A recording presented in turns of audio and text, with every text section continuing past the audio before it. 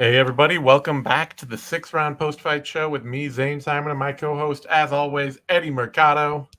Hey. We're coming to y'all straight from the end of UFC 307 in Salt Lake City, Utah, where the evening was saved from a truly grinding night of action by Alex Pereira and Khalil Rountree. And I gotta say, honestly, I mean, all the props really belong on Khalil Rountree's side, not because Alex Pereira didn't also have a good fight and do great and all that, but because if Rountree had just gone out and gotten his shit kicked in one round, all the vibes would have been for the whole rest of I would have been still in the midst of the vibes for the whole rest of that card, you know? Maybe. Hard to say. It depends what would have happened. Yeah. It would have had to have been a miraculous KO. Yeah. No, but this is honestly, it was trending towards the worst pay-per-view of all time. It was, yeah, probably not quite there, but it was. I don't know, bro. This was bad. It was a rough night. And that main event, though, was spectacular. I always try to pick out, something to write during the card, like sit down, put up an editorial together and all that. You can't write during that one. No, because that's the thing. Is it the thing that I really ended up wanting to write about was Pena Pennington, just because reasons, not because it was good, not because it was good, but I have other reasons. Mostly that it's wild to see the most improbable champion of all time get robbed out of a win. You think so? Because I scored it for Pena. Did you? Yeah. You need to get on MMA Decisions because you will find, it's archival. It's good for the record.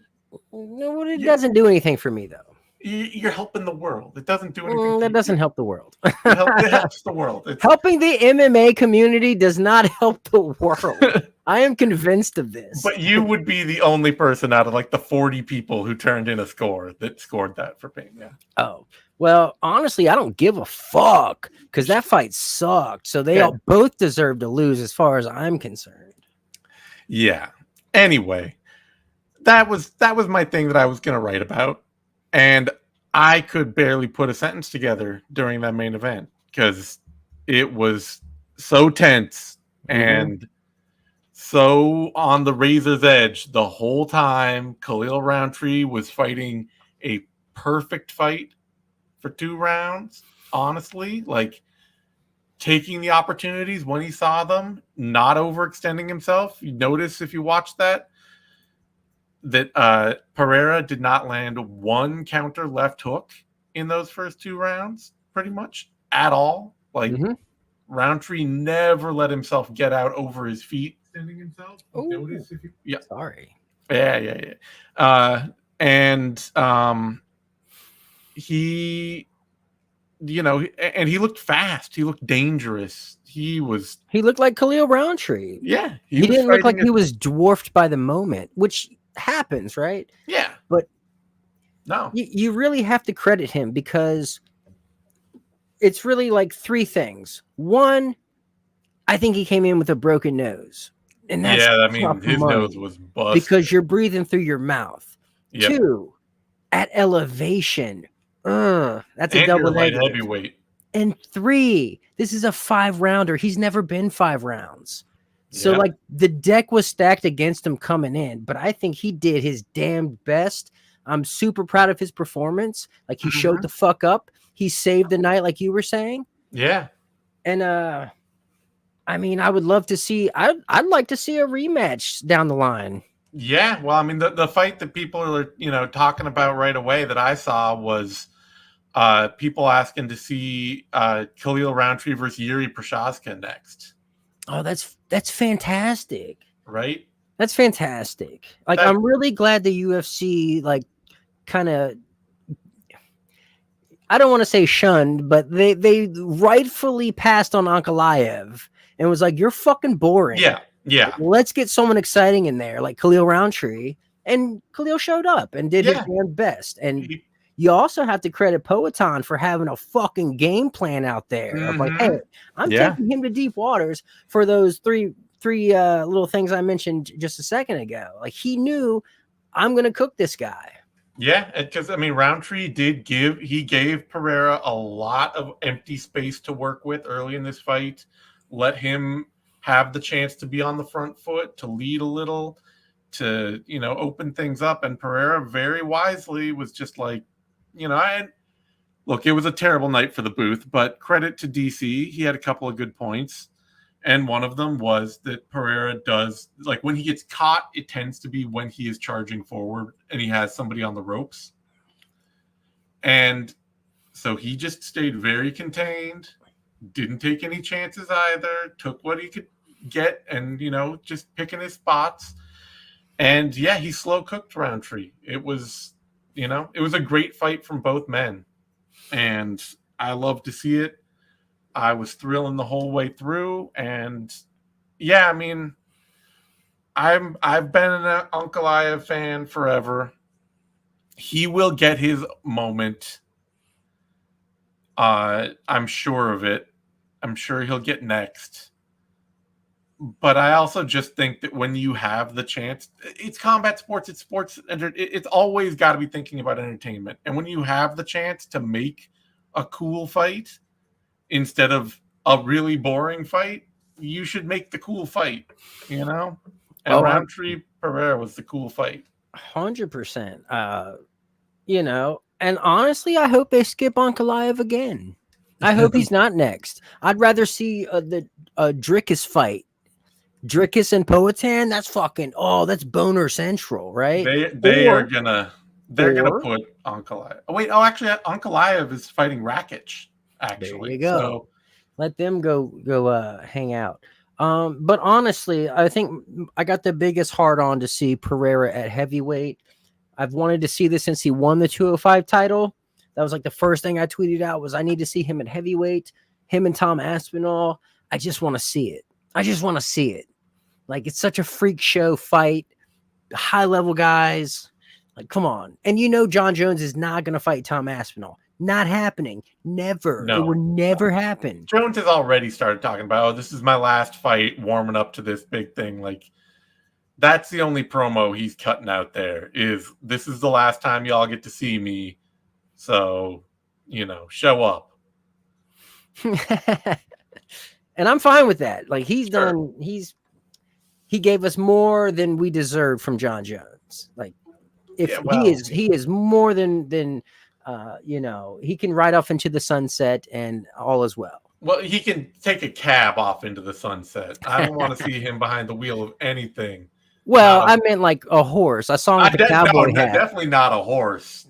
No, you keep that man away from anything that has to be controlled. I don't know. He's pretty good at controlling other things, not himself. Not substances. Well, no, they're controlled substances is what that is. Yeah. Man, I'm so glad this happened though, man. It saved the night. Yeah. This was absolutely like, I was ready to come in off this, like, off of watching the whole thing live, running my live thread and all that, and just be like, okay, let's just get this done. Let's get it over with. But instead, I'm here and I feel, you know, bubbly. Yes. Light. I mean, it's just a testament to how a main event can save a whole fucking shit ass card. And honestly, too, that fourth round beating, that was so goddamn vicious. Yeah. And like, Khalil is the most likable dude of all time. And it sucks that it happens to him. But like, that was just the way Poatan was like, okay, it's time to nuke this guy to the body. Boom, boom. And then the uppercut. Oh, excellent finishing sequence. Like, man, it couldn't have gotten any better. And he got dropped. Poatan got dropped in like the second round. It was full of all the drama, All the thrills. His coaches were like, "Hey, stop getting tagged. You got to be defensively responsible. Knock it off."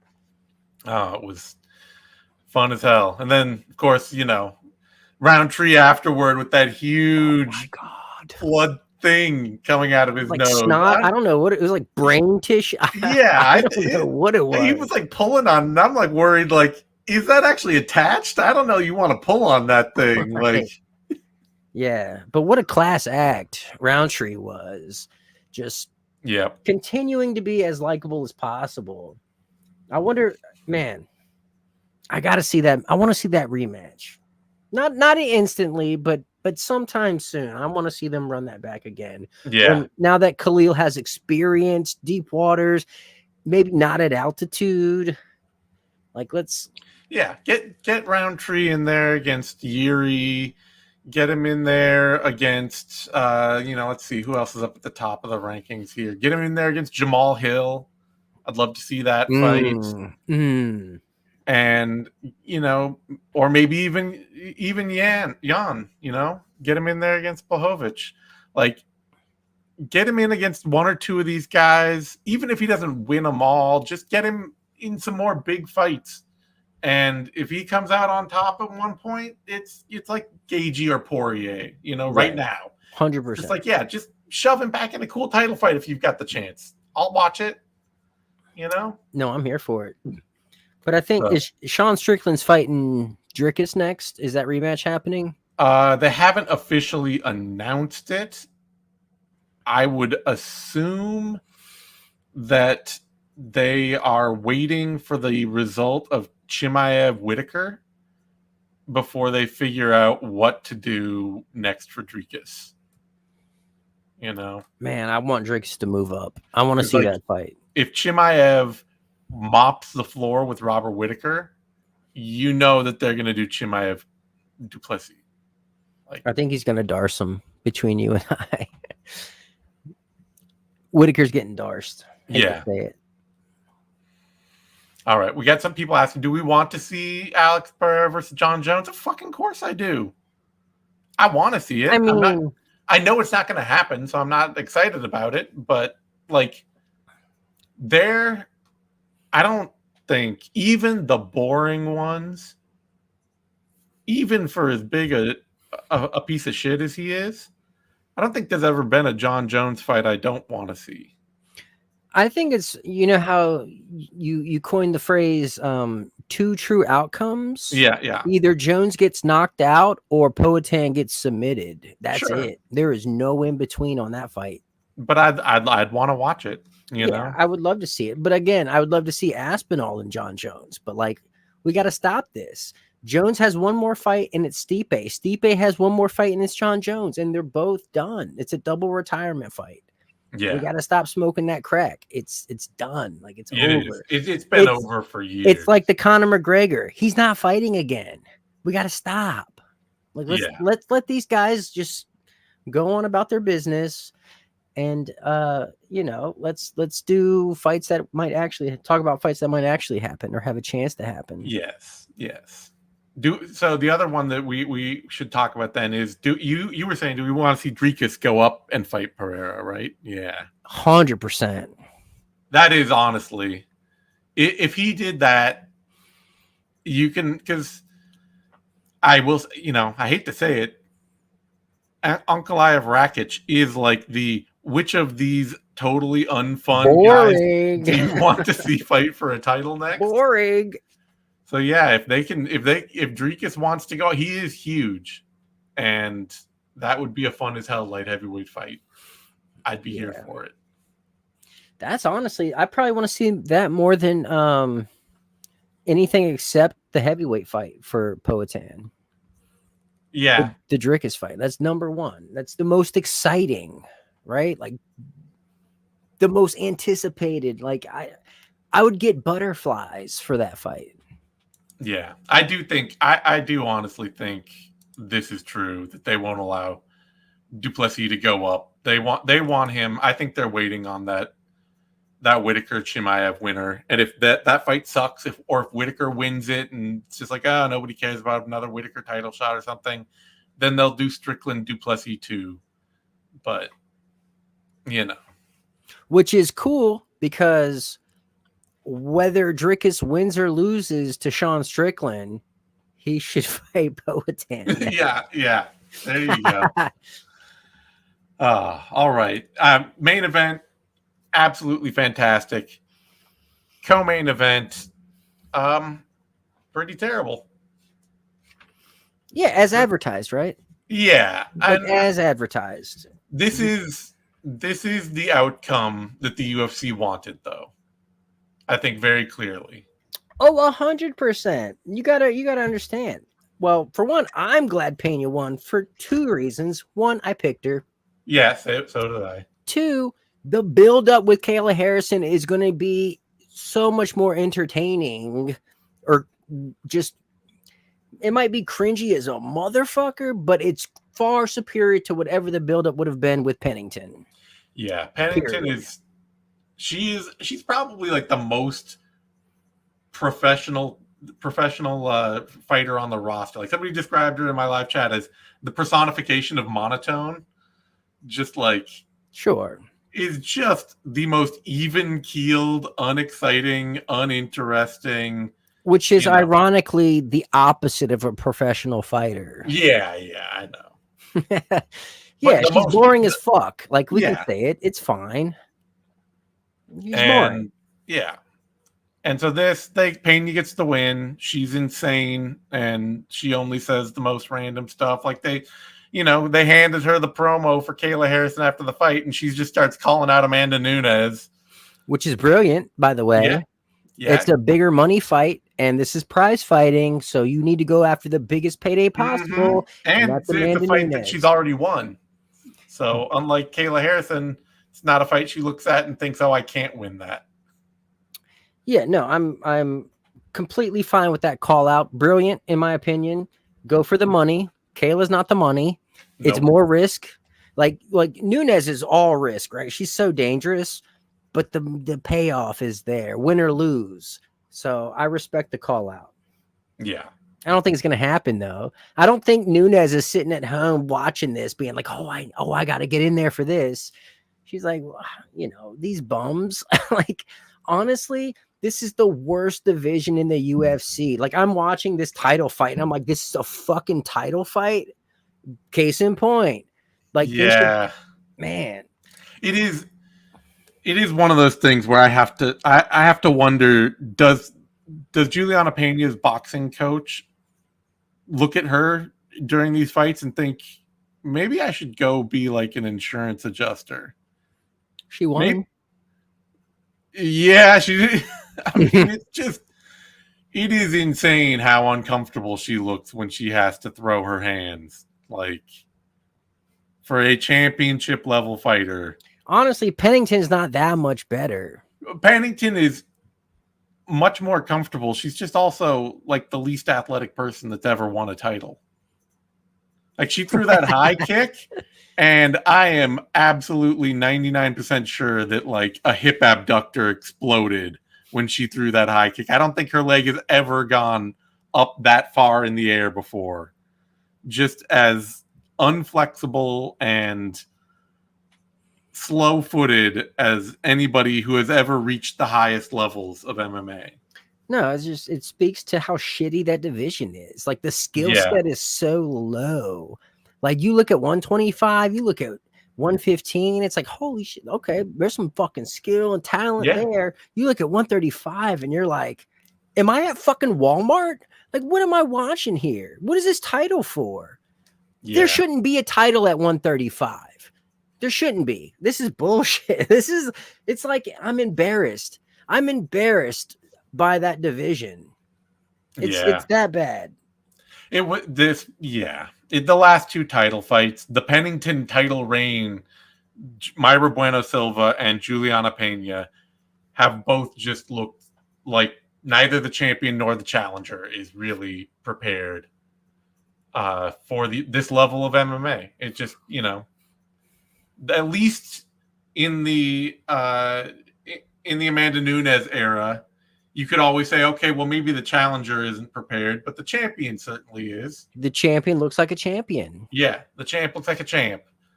At least Holly Holm had form. Yeah. She at least had form. At minimum, she had form.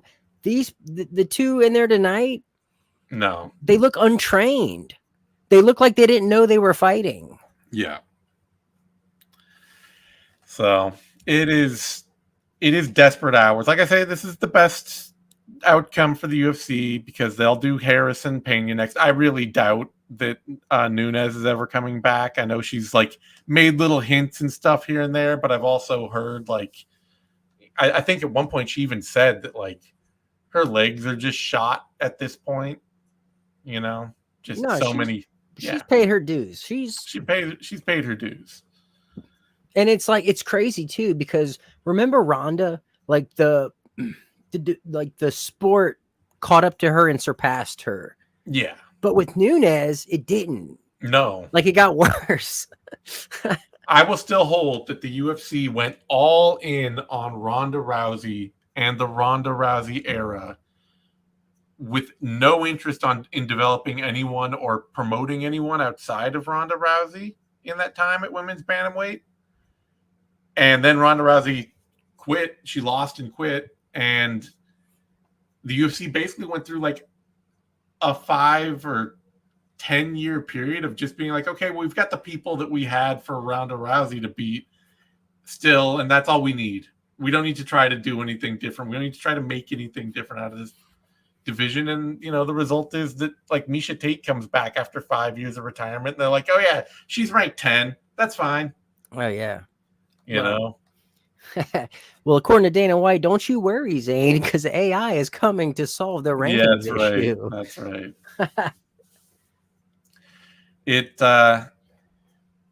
It's never really recovered from the Ronda Rousey era. The UFC, they built that as their whole purpose for the women's bantamweight division, and they've never really been able to get over it or look past it. And I'm going to go ahead and say it. I'm not excited for the Kayla Harrison fight. She looked like shit tonight. Yeah. Her striking is like Pena striking. Like they have the same striking coach.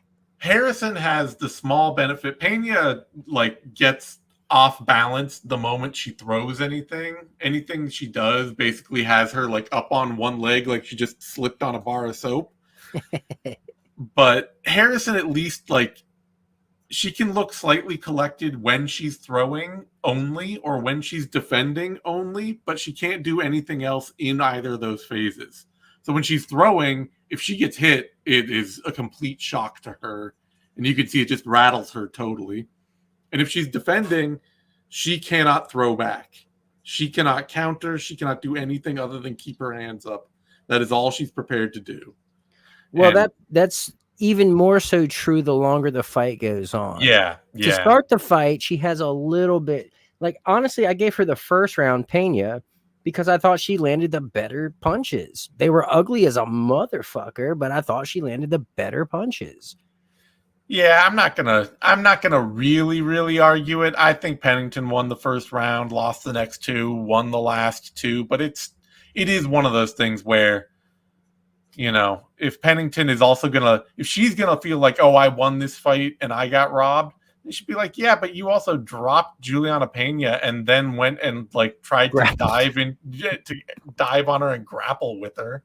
It's a wasteland. 135 is a wasteland, and I really wish Kayla had a fucking overhand right. Like I really do. The fact that her striking is just god awful. It's like, man. Yeah. It's such a buzzkill. It is. It's the biggest fight that they can make in that division right now, unless Valentina Shevchenko wants to jump back up and take, which is really what should happen. Is Valentina Shevchenko? This is the best plan. Go take the belt off Pena right now. It's free. You just won the flyweight title back. We do not need to see you fight Grasso 5 more times. Just go fight Juliana Pena. Take the belt. And then you fight Kayla Harrison. I will watch the shit out of Valentina Shevchenko, Kayla Harrison, because I think Kayla Harrison would lose that fight. I don't know. Maybe it's worth watching. Yeah. It's worth watching. I don't know. If you're getting dinked up by Ketlin Vieira, yeah, I know. I do not think. I'm going to say we got a question here: is the possible women's bantamweight gets cut? I do not think so. They've invested more than enough time with this. They're not going to cut anybody. They're not going to cut that division. They cut women's. They're cutting women's featherweight. That's gone. But women's bantamweight is here to stay. They keep running tough seasons for it. It's just not going anywhere. Yeah, and I think they're really investing in Kayla. Yeah. But man, she is not the Jesus of the women's bantamweight division. No. She's just not. She squeaked by tonight. Yeah, I mean, it was Ketlin Vieira couldn't actually do anything to really make that fight interesting, but she did land the most significant. She had the most significant moment of the entire fight with that fucking elbow in the clinch, and she knotted her up. That was pretty sweet. Yeah.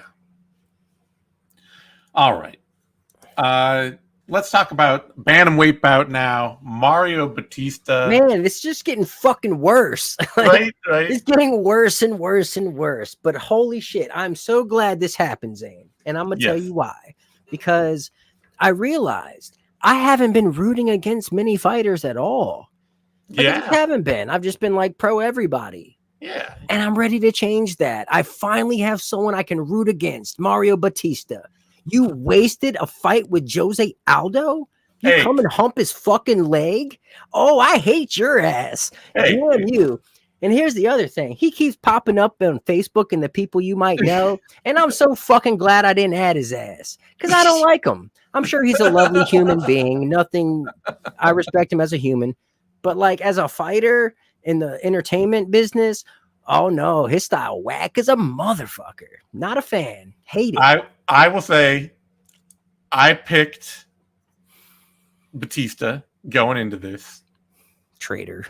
I could see the angle for him to win with lots of forward pressure, fearlessness, and the willingness to grind. Fearlessness? What the fuck? Hey, no, look, sir. Stop right there. No, compared to the other people that have failed to beat Aldo lately, you compare his performance with, to like what was it?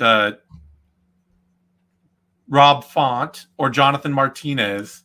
Batista was way more willing to step in and trade than either. Stop it, Zane. He humped his fucking leg. Stop it. He did, but he did both.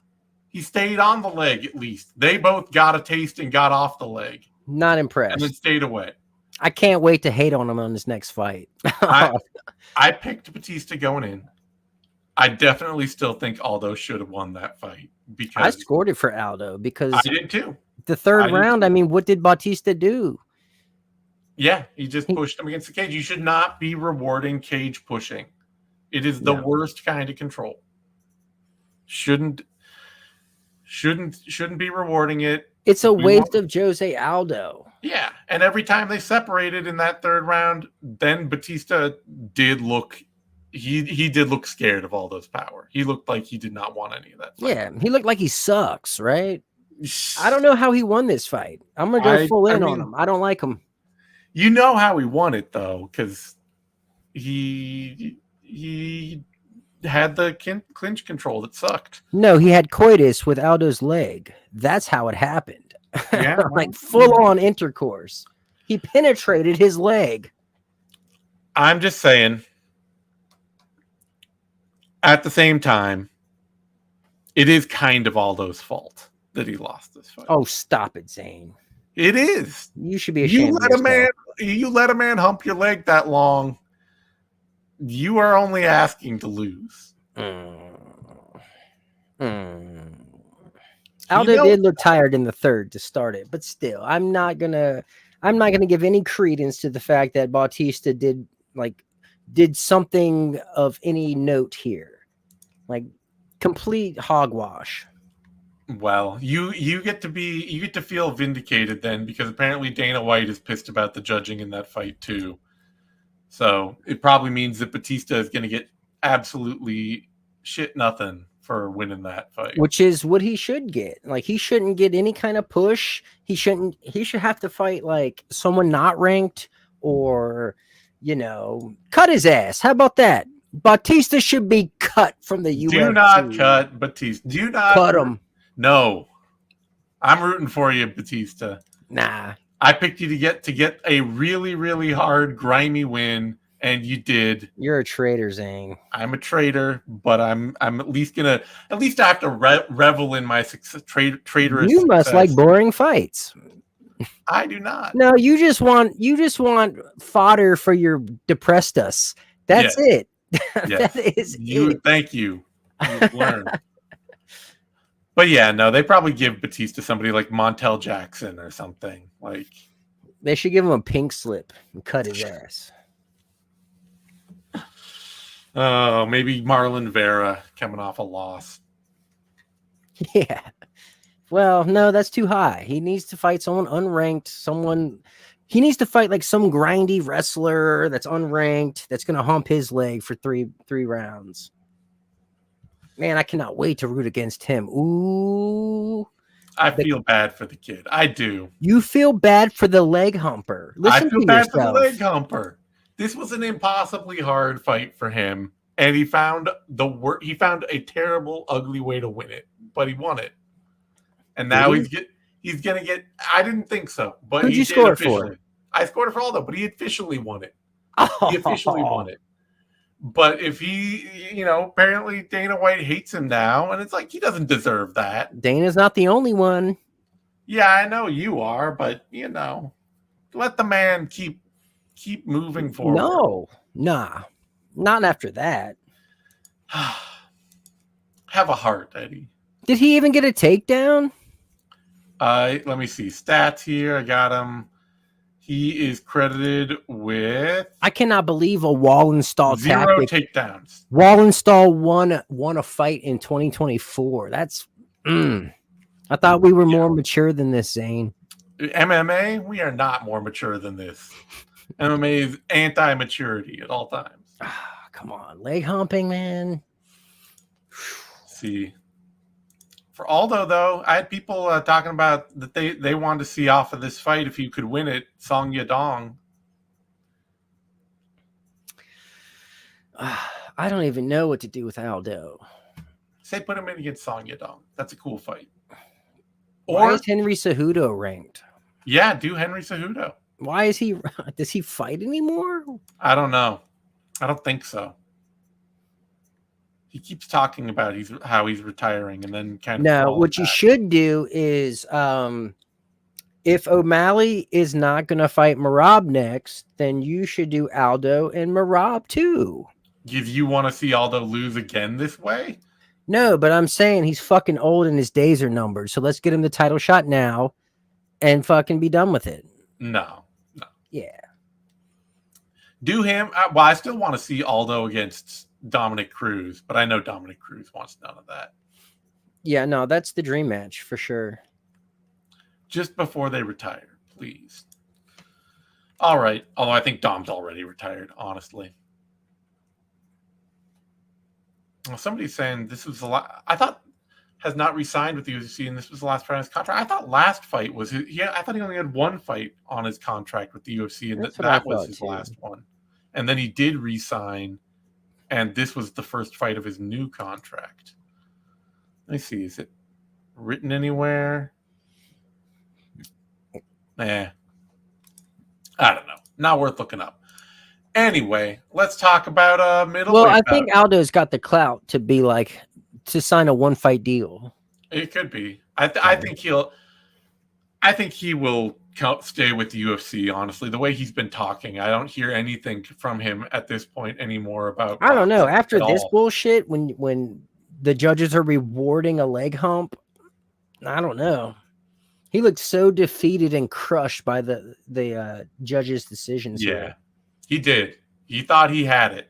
He But took I the also crown just off and say everything. you shouldn't be held. You shouldn't be getting held against the cage for a whole round in a 1-1 fight and being No, like, the "No, I totally referee have should it." not allow that kind of bullshit to happen in Sure, 2024. but your coach, you need to temper your expectations a little. Not doing a victory lap on your coach's shoulders with a crown on after you spent 4 minutes getting held on the fence. Like you can't It's be that optics. sure of it. You It's can't be that sure. optics. I'm completely fine with it. All right. Let's get to a middleweight bout.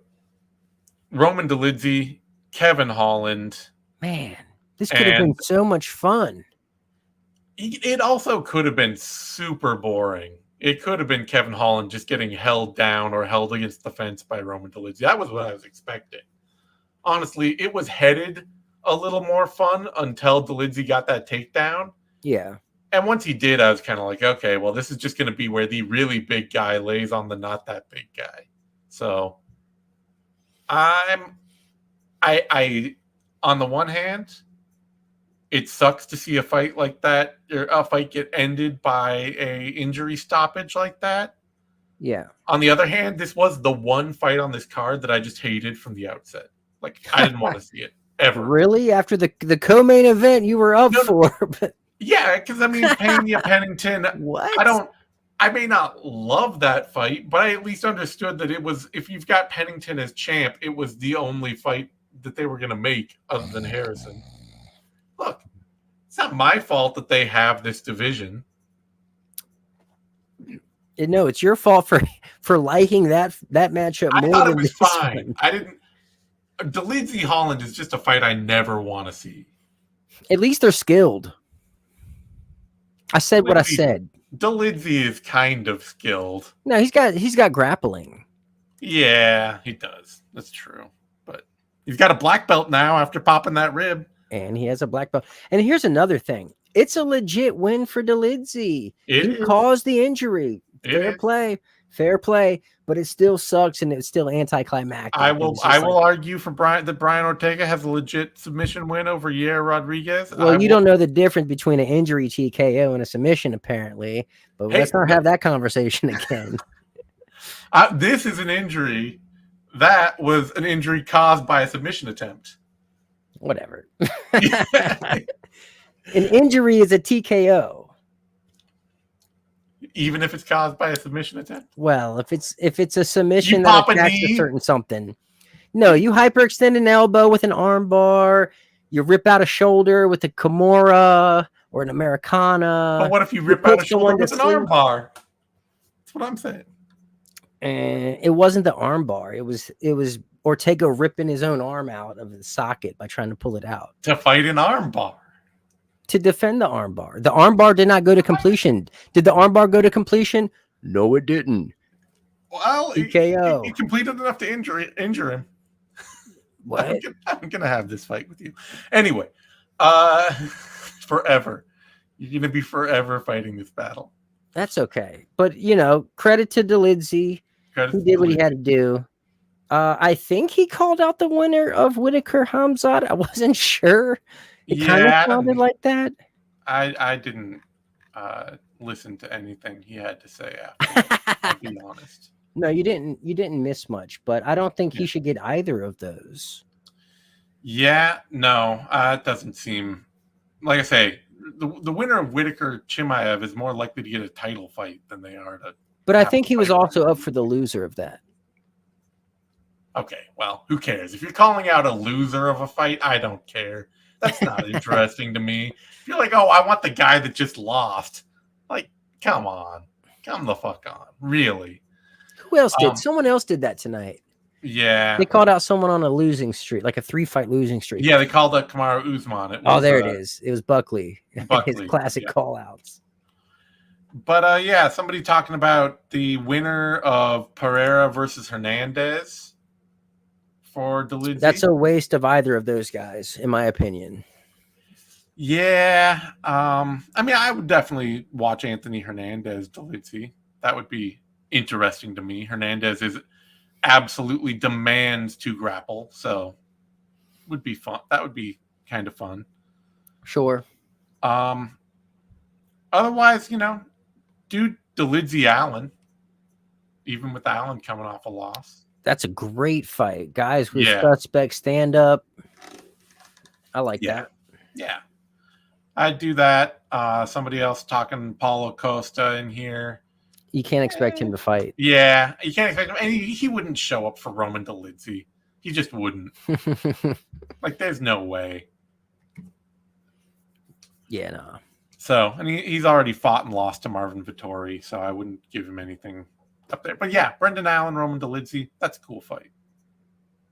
Otherwise, if Hernandez beats Pereira, you could do Hernandez Dolidze too. That'd be fine. Honestly, win or lose, you could do Hernandez Dolidze. That brings us to a women's bantamweight bout: Kayla Harrison, Ketlin Vieira, and yeah, this was a gimme matchup for Harrison, a swing and cling artist who doesn't like to strike in prolonged striking bouts at all. Real quick, you just said it was a gimme fighting the number 2 fighter in the world at 135. The division is trash. It is. It's going to keep existing, though. Man. I just wish Kayla could get matched up with someone who can teach her how to throw an overhand. I mean, she's at ATT. If she's not learning that at that camp, then it's not the camp. Yeah, you're right. You know? It's not. It's not the camp. It's her. It is her. She's got Ben Askren syndrome, you know? Mm-hmm. You can lead the horse to water, but you can't teach it striking defense. At least Askren was throwing some spinning back fists. Well, yeah, that's just because he did everything. He had to do everything weird. Like, that guy could, even his wrestling. You mean funky? Yes. I wasn't going to say it. Didn't want to give him the satisfaction. But, yeah, this was supposed to be a pretty, I mean, I know Ketlin Vieira is ranked number 2 and all, but this was a really not challenging matchup. Vieira does not throw volume striking. She likes to throw one strike and clinch. And how is she going to avoid Kayla Harrison? Well, for not being a challenging matchup, Harrison had a tough time dealing with her. Yes, Harrison did not look good. And that sucks. But Pena did not look good either. So you put them together in a fight, and that's the title fight for you. Like I say, at the very least, you get the belt on Harrison. And you said that, to me, sounds more like a fight that Amanda Nunes might come back for. Would be a fight against Kayla Harrison. Yeah. I don't think she wants to fight Juliana. I don't think she cares about Juliana Pena enough to want to fight her again. No. Or Shevchenko could go up. So. Which is the move. That is, if you're Shevchenko, that is the move. Don't hang around for a new era of flyweight challengers to come and take your belt. It's just like Kayla sucks at striking. Yes. Relatively speaking. And Pena sucks at striking, relatively speaking. So they're both trying to grapple. But I don't think either of them are going to fucking do that. I think it's going to be the worst 5 rounds of just standing up. We just saw from Juliana Pena that she only attempted 3 takedowns, and despite getting 2 of them easily, spent 3 rounds of this fight only kickboxing without actually kicking. So only boxing, which she's terrible at. She won this fight technically on the judges' cards. And on my card. And on your card. But all she had really needed to do to win this fight would be to hit 1 more takedown in rounds 4 or 5, and there would be no question that she was the champ. Sure. That was it. Like, they were not hard to get. You know, round 5 at altitude is tough money. You know, especially when you didn't train at altitude at all, because you didn't train at altitude and you didn't come out early enough to acclimate. She came Monday. Yeah. Like, that's tough. She is a interesting thinker, Pena. Well said, Zane. You're so diplomatic. I'm trying not to be cruel. Jiu-jitsu, bro. Yeah. But leg kicks aren't real. Body shots aren't real. Only a coward gets leg kick TKO'd. Yeah. Man, I just wish Kayla could strike. That's it. Yeah. I just wish she could strike. If she could strike, she would save the division. She could fill the void that Nunes left behind. Yeah. The UFC should totally go out, though, and just like poach Larissa Pacheco from PFL. Sure. I saw PFL on Twitter posting, "Oh, when Pacheco shocked the world," they're like capitalizing on the fact that Kayla's fighting tonight to try to get a couple views on their fucking. Yeah. No, Man. Nobody cares. That's why PFL's all of their media stuff is eventually all ends up targeted at investors and not fans. And what's bullshit is like Kayla goes and wins the title. Then there's all this fucking rhetoric about her being the best combat sports athlete of all time. And I don't want to hear that shit. I don't want to fucking hear it. Like, if you're not striking, it's not combat. Sorry. Yeah. I love me some grappling. I love me some jujitsu. But unless there's strikes, it's not fucking combat. Hey, I'm with you. At least Henry Cejudo was out there fucking striking. He went toe-to-toe with Mighty Mouse. Yeah. Twice. No, you're not going to get any argument from me. Kayla Harrison is the best judoka that the U.S. has ever produced. That's true. Fair. No question. Fair. But, that just makes her a great grappler. Yes. But even then, it doesn't make her a great, well-rounded grappler. No, just a great... She got the fight down, and she didn't do shit with it. No. All right. We've talked about that enough. We know Harrison's getting the next title shot. Pena can call out Amanda Nunes all she wants. UFC's not interested. They want to see Harrison in that. They're dreaming of her as their next bantamweight champ. Savior. Yeah, which she's not going to be, but she'll at least, give the division a champion that is hard to beat. I like Kayla Harrison too. Like, I like her as a person. Yeah. I think she's cool. She's chill. You know what I mean? I respect the shit out of her. USA all day. But I just wish she could fucking strike. It irks me. It's not going to happen. It's the hard. I still stand by. Like, striking is the hardest thing to learn, more than wrestling and grappling. I don't know. I learned striking first, so I guess, like, for me, I just don't get it. I just don't get it. It's always there's no immediacy to the sensation of it. Like, if you're wrestling or grappling, you always get to feel your opponent and where they are in relation to you. Striking, you're out in open space. You have to measure distance and timing. And like, for a lot of lifelong wrestlers and grapplers, they can't do it. But there was a period of time where we had the wrestle boxer, where like, if you could wrestle, you had an overhand, and like that athleticism was translating, like Josh Koscheck. Yeah. Right. Like, what happened to that? Like, where's the disconnect here? What happened? I think in part it's because the strikers they're facing are so much better now that, like, that's probably fair. No, that's not fair. I didn't see a single overhand from Kayla. She didn't even try it. Well, I know. I'm just saying the cost of being like rudimentary is way higher than it used to be. So they're a lot more skittish about like trying big stuff. Yeah, could be. Anyway, let's move on. Talk about the rest of this card. Joaquin Buckley, Stephen Thompson. And I hate, you know what? Okay, I picked Buckley going in here. I don't know if you did too. I picked Buckley, yeah. Yeah. And based off of the age discrepancy. And that's it. I knew that Buckley would come out wrestling hard, which he did. But Thompson was ready for it. Yeah, I was going to say, credit to Thompson. He came out and he fought great. Like, if ever there's a fight to tell you should retire, this is that fight.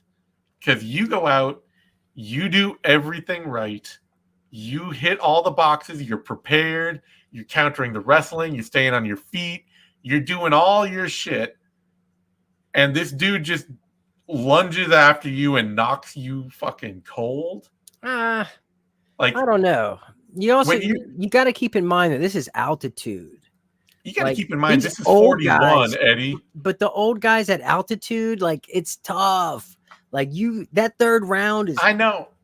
I'm sure, but it's still, you're 41. It's not going to get easier. It's not going to get better. Your cardio isn't going to be better next year. True. I mean, Prime Wonder Boy, he wins this fight all day. Yeah. He was close to winning this fight I had him up today. 2 rounds. Yeah. I had him up 2 rounds, but somebody might have picked up Buckley on the live line at underdog odds. So you can't be that mad. No. But like, Wonder Boy wanted this. I remember back in April, I was talking to him, like just texting him, and I was like, "What do you think of the Michael Page fight?" And he's like, "That shit's boring. Yeah. That'd be a boring fight." But he was like, "But Buckley though, like Buckley was calling him out, and he was like, that's exciting. He wanted this. Like, in his mind, he was like, I got his number. And for 2 rounds, he did. For 2 rounds and some change, he did. But, credit to Buckley for just doing what he had to do to get that win after a really hard fight of botching takedowns left and right, nothing working for you, and just leaping in with fucking everything you have and landing, This is honestly like, I remain a Buckley fan because he is a dude that absolutely, no matter how tired he gets, no matter what point in the fight it is, he will go after somebody with absolutely just as much aggression and speed and power and fearlessness as he did in round 1. Like, he does not ever stop pushing to win a fight, ever. You never see it. Yeah, you got to kill him for sure. Yeah, and he has been killed many times before. He pays for that kind of aggression. But I know when I swear I was having flashbacks of that Alessio de Chirico fight. Yeah. I was like, he's walking into these head kicks. Holy fuck! And he was eating them. Yep. I was like, how is Ernie Hudson eating these head kicks? But he was. The man's tough as fuck. He is tough as hell, and he deserved every bit of that win. He took that fight back, Yeah. So, congrats to him, and it's gonna get like those kind of performances too. It's the same thing, like you said, talking to Wonder Boy. Fighters, this is, I think, something that it gets glossed over both by fighters and by fans and media, just at every level. Fighters want to be in fights that they think will be cool. Like, you see a lot of guys talking about, like, these people up the division, they're ducking me, they're ranked and they don't want to fight somebody lower ranked than them and all that. It's like, okay, sure, there's some of that math going on out there, but it's probably also because you're a clingy grinder and they don't want to be in a fight against somebody who's going to make them look bad, or just have to have to do that fight. Yeah, exactly. Have to do that fight. They don't want to be in a stupid fight that sucks. And Mario Batista, I'm looking at you.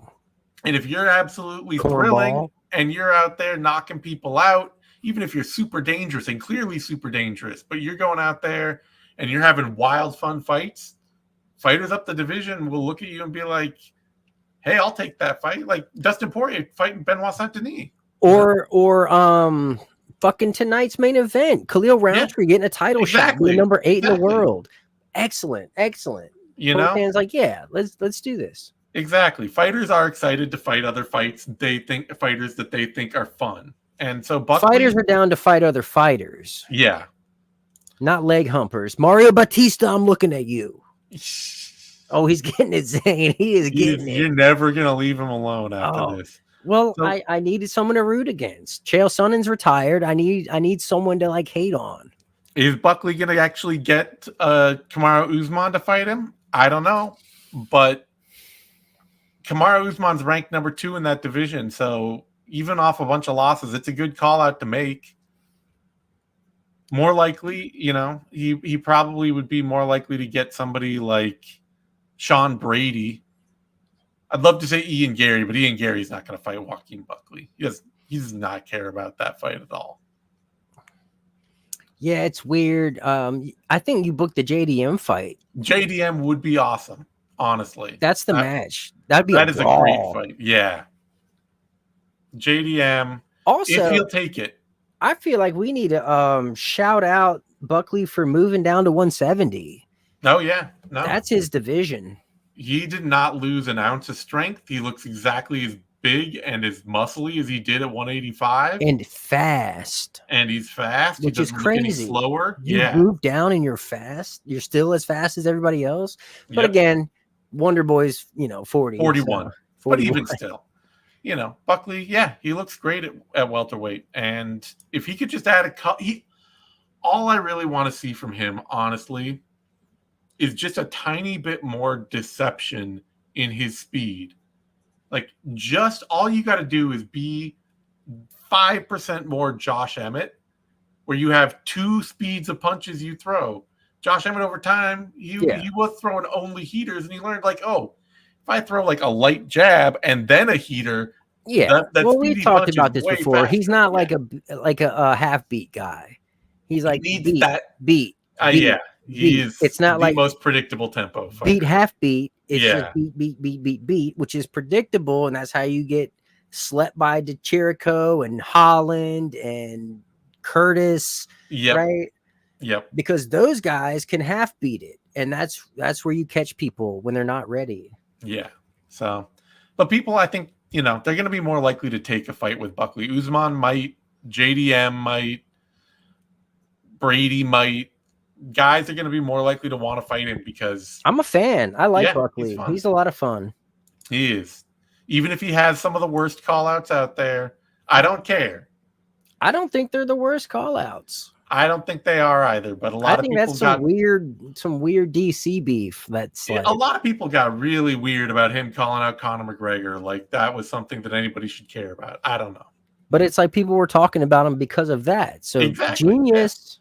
Worked.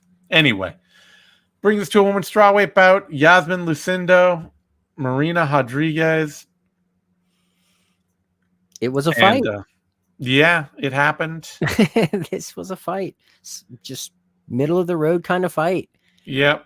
There were moments where it looked like Rodriguez really could press a serious advantage, but credit to Lucendo she got hurt at one point pretty badly. And she got a body lock and hit a really nice takedown and did some solid work off that and got the fight back in control. And that was really kind of what kept her ahead in this fight, was just always finding a point to take back control of Rodriguez whenever Rodriguez started to build any momentum. So and Rodriguez, she came out hot. First round, she was fighting like the veteran, like she's been there. And then I don't know if it was the altitude or just the tempo of the fight, but it just seemed like that pace started to wear on her. And by round 3, she just didn't have the same sort of gusto that she had to start the fight, which, is kind of expected. But I think there was a clash of heads, that caused that cut. Mm-hmm. No one ever talked about it. The broadcast just didn't even acknowledge it. And old girl Lucendo was doing the old fucking chin into the eye. That was funny that they called that and made like such a big deal out of it. Like, I don't disagree. Yeah, but that is like, if you're a top player, like that is, to me, that is old school wrestling. Mm-hmm. Like that is real, like Mark Coleman, Dan Severn kind of stuff. And like, if you can get away with it, fucking do it. So I reffed a jiu-jitsu tournament this past weekend up in DC, and one of the other refs came up to me and they were like, "Hey, this one competitor, they were putting their chin on their face and like by the eye and all that." Yeah. And I'm like, "It's legal. Like, how is that not legal?" Yeah. And then she went to the head table and asked the owner dude, and he was like, "It's legal. Like, there's no rule against it." And honestly, is that illegal in the UFC? Is that considered like an orifice, or is that it's weird because it's like, it is kind of a gouge. Like you Like a chin really, gouge. yeah, you're using your chin to gouge the eye. Yeah. But we do allow a punch in the eye, and we do allow an elbow now straight down to the eye. Yeah. So you can take your forearm and you can smear that all across somebody's eyes if you want, and get your elbow in there. And so to me, it should be totally legal. I don't think the ref should. I think the ref should stay off it. But you're also not really allowed to. This is the thing I will say. Probably this is the best interpretation of the rule.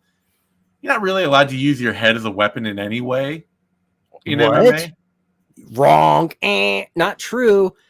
Anytime anyone's in any sort of cage situation, clinch on the cage, and knows anything about wrestling in any way, shape, or form, their head is going under their chin. Well, yeah, it's used as a positional lever. It's called a weapon, my guy. But it's not like That you're supposed sucks. to be able to. It does. That I'm not saying it doesn't sucks. suck. I'm just saying that you're not allowed to do damage with your head.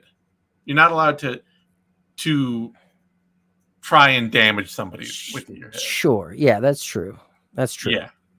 So that is probably the. But you can absolutely like wrestle, smear your face on their face. I think you should be getting away with it. I don't think the judge should have gone after it.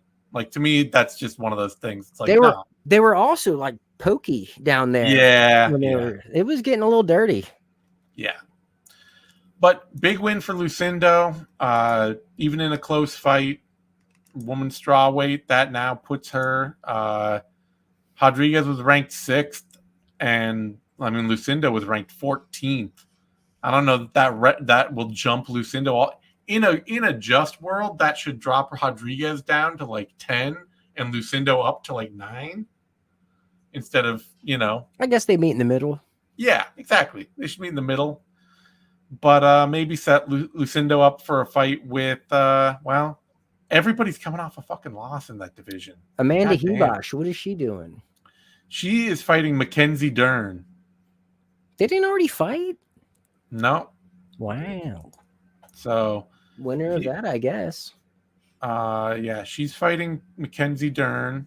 Oh, they did already fight actually in 2019. So it's a pointless rematch. Yeah, I thought they fought before. Yeah. So she's fighting Mackenzie Dern, and Ricci is fighting Yan Xiaonan, and Verna Jandiroba is fighting Tatiana Suarez for some reason. Nobody's fighting the champ. I don't understand that. What's Angela Hill doing? She's coming off a loss to Tabitha Ricci, so you can do her against Lucendo against Angela Hill or Lupi Godinez, I guess, but just seems kind of lame. I don't know.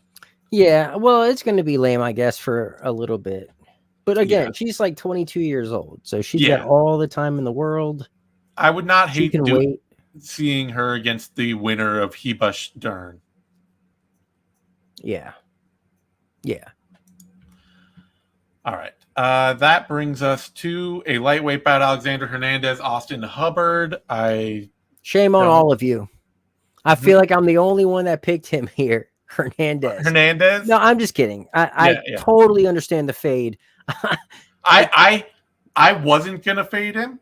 I was picking him, and then I was like, wait, Hernandez, short notice, altitude, confidence problems. I'm just not doing it. I'm just fading him. I'm sorry. Yeah, no, he is so untrustworthy. He is so untrustworthy. And Hubbard, I don't rate for anything. So it was just like, my whole thing is like, who the fuck has Hubbard ever beat? Exactly. No, nobody.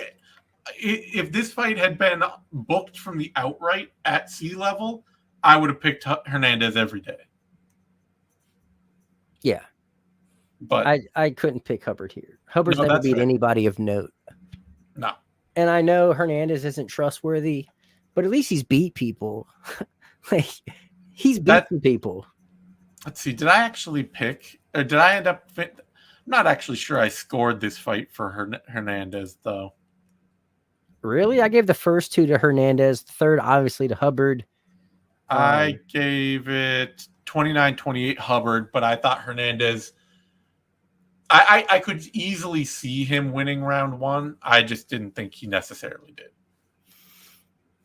Yeah, he just I felt like Hubbard was struggling to cut the cage off. Like he was pressuring, Yeah. but Hernandez his footwork was on point tonight, and he Yeah. was skirting out of the way, switching stances back and forth. Mhm. And I'm surprised he didn't gas harder, to be quite honest Yeah. with you, with how active he was and the pressure he had to deal with from Hubbard. Yep. And I mean, he was definitely flagging there in the third, but he gritted it out and kept swinging back. It was a fine fight, whatever, No, the takedown defense was on point also. Hubbard couldn't get the fight down to save his life. Yeah. Hubbard's not a good wrestler, though. He does not have a good shot.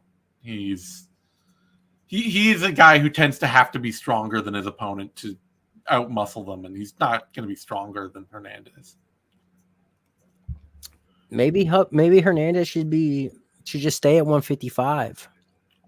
He missed weight. I think they said he's done going to featherweight, so I think he is staying at 155. He missed by 5 pounds last time. So. Yeah, and still lost. Yeah. All right. That brings us to by far the worst fight of the night. I don't know. The co-main was trash. I think I like this fight better than the co-main. And in fact, I like this fight better than the Aldo fight. But this fight was terrible. Just awful. It's the ref's fault. It is partially the ref's fault. I do think Pereira should get a chance to have a do-over. Even though I don't think he wins it in a do-over, I still think he should get the opportunity because the ref in this fight was truly abysmal. And for a moment, early on, the ref's like letting all these eye pokes go, and people are like, "Oh my god, this ref's awful. He should never fight, or he should never ref fight again." And I'm like, "Yeah, you know what? I've seen worse. This sucks. He's bad, but I've seen worse." And then he started breaking the clinch, every clinch after 15 seconds. Not even 15 seconds. Yeah. More like 5 seconds. And it's just like, okay, yeah, no, this guy needs to get out. For all the shit I talk about Herb Dean's, come on, work, guys, work. Like at least he's just saying it. Yeah, he's not actually separating people.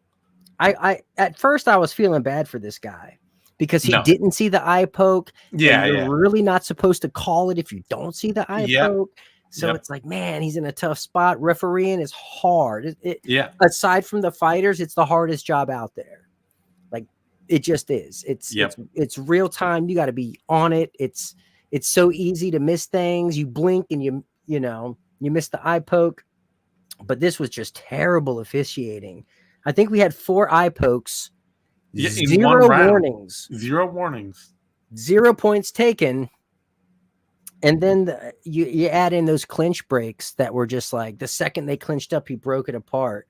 I'm so glad they canned him after that. Oh, it was his last assignment of the night anyway. It wasn't actually. It was his only assignment. Yeah. Apparently Beltran took him aside between rounds, but it did no good at all. So this was bad. You got to feel bad for Pereira here. It does feel like he got a raw deal. Like I say, I don't know that if you run this back, he does any better, but you should let him have the opportunity. Oh, yes. I don't need to see it again. No, I don't want to see it again. It sucked, but I'm just saying, in a fair sporting world, give it a go again. If you're gonna make Mackenzie Dern versus Amanda Hebus 2 for some reason, you can do Ihor Pereira versus Cesar Almeida 2. UFC is in its needless rematch era. It almost seems like a waste of Almeida. Well, sure, but I don't care. Yeah, this was crazy. I was certain at any second that Scooby-Doo gang was going to come out, rip the mask off the referee to reveal Steve Mazzagatti, but no, this really happened. Yeah, terrible job from the ref. You'll never see him in the UFC again. Probably not, and that's a good thing, honestly. Stick to regional fights. Need refs too. Tough break. All right. That brings us to a light heavyweight bout. Ryan Spann, Ovince St. Preux. And, whatever vitamins OSP might have been taken in his last fight, they can't make you faster. That's just not going to happen. Well, they can't make you have proper striking defense. They can't make you defensively responsible. No. I And think that's the bottom line here. Spann is he's just way too fast for OSP. He's a good athlete, a big, good athlete still in his prime, and OSP was a big, good athlete and is very much not in his prime anymore. He's definitely over the hill. Yeah. He's an old man. But like those lapses in his defense have always been there. Yeah. It's not an age thing. Well, it's just when he was younger, he didn't pay for it as brutally. Yeah. You know. But what was crazy is like both of these guys, like their finishing maneuvers, right? Like OSP has the perfect finishing maneuver to counter the guillotine, which is the Von Flu. Yeah. But he got rocked, and credit to Spann for just jumping on that high elbow. That thing was pretty sweet. And though, he even almost had too much momentum and rolled over the top, but he was able to push off the cage and get back on top. G shit. This was the early part of this card was actually fun. The first 3 fights were entertaining, at least. Even surprisingly, as far as Pennington, I didn't hate that fight. Really? Yeah. As far as I got takedowns, put some drama in it. Pennington came back and at least had some narrative to it. Sure, I guess. Yeah, we might as well talk about it because I don't need to talk about much of the rest of this. But yeah, I don't know. I thought this was a decent enough fight from Carla Esparza, especially considering how shaky she looked standing, that she was able to just kind of bite down and trade with Pennington and hit some takedowns and make this fight tough. And, you know, I don't know. It sucks for her that she couldn't get a win in retirement, but it was a weird one. Like, yeah, none of them both of them were really struggling. Like, neither had a real win in a long time. You know, it was just, I hated the fight going in. I hated the fight watching it. It just wasn't fun for me. Yeah. Like, you know, shout out to Esparza for retiring. I like that the UFC did a little montage for her. They didn't have to do that. No. So, like, that was cool. Although, I respect it. I respect her, but like, not a fan. Never was a fan. Yeah, that's everybody. I'm gonna say, I will stay on the I will stay on the Carla Esparza should go into the UFC Hall of Fame bandwagon. Yeah. Oh, dude, she was the first fucking strawweight champion. Exactly. And she did it twice. And she's 9 years apart, which is insane. Now, granted, the fight she won that second title with, one of the worst fights of all time, hands down. She probably didn't even win that fight, but it technically happened, right? She's 2-time champion, hard to deny. And the thing is that she did that off of a 5-fight winning streak that included a TKO win over Yan Xiaonan. So it wasn't like, I mean, every other fight on that, it included wins over Verna Jandiroba and Alexa Grasso and Yan Xiaonan. So like, solid wins. She got to that belt again off of legit work. And yeah, I mean, I think I'm happy to never see her fight again. But she absolutely deserves to be memorialized. Yeah. You know, maybe not a statue, but definitely belongs in the Hall of Fame for sure. It's just, especially because the UFC Hall of Fame, I think it's just a website, right? They don't have an actual like physical location. Yeah, they can't have a physical location. Who the fuck would visit that? I mean, MMA fans, they have terrible taste.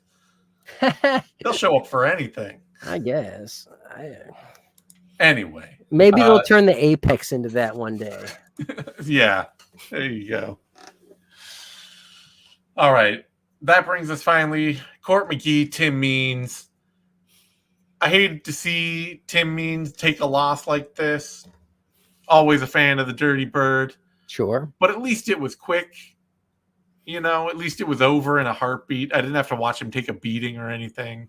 And at least it was Court McGee, who's And at another least it old was guy. Court McGee. You're booking a couple of old guys to go after each other. I feel nobody's gonna feel bad watching Court McGee win a fight.